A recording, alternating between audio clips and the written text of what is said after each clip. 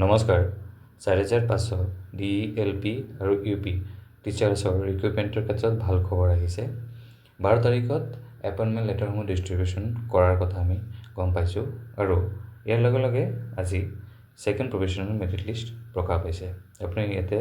চাব পাৰিছে যে notice regarding second professional merit list আৰু ইয়াতে cut off marks for the post of teacher of UPS আৰু LPSত ইয়াতে দিয়া আছে আজি ছেকেণ্ড প্ৰফেশ্যনেল মেৰিট লিষ্ট প্ৰকাশ পাইছে 2 মাৰ্চত নটিছত দিয়া আছে যে ছেকেণ্ড প্ৰফেশ্যনেল মেৰিট লিষ্টৰ যিসকলৰ নাম আহিছে তেওঁলোকৰ যদি মাল্টিপল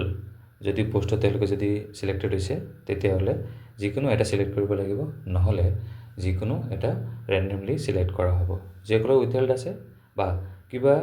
যদি মাৰ্কৰ কাৰণে মাৰ্কত আপোনালোকে কাট অফ মিলিছে কিন্তু নাম অহা নাই তেতিয়ালৈকে 5 তাৰিখত আপোনালোকে এইটো এড্ৰেছত গৈ আপোনালোকে গ্ৰিভেন্সসমূহ দিব পাৰিব এইটো ভাল খবৰ আৰু নেক্সট যেটো ফাইনেল মেৰিট লিষ্ট বা merit list professional merit list আহিব এইটোৰ ক্ষেত্ৰতো ভাল খবৰ যে নেক্সট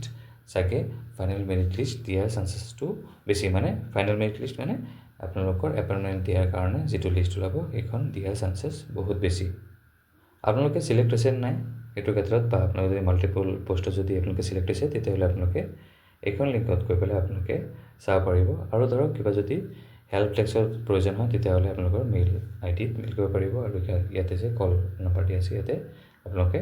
কল কৰিব পাৰিব টাইমত আৰু ইয়াতে second professional merit list status for lower primary আৰু আপাৰ প্ৰাইমাৰী ইয়াতে ক্লিক কৰি আপোনালোকে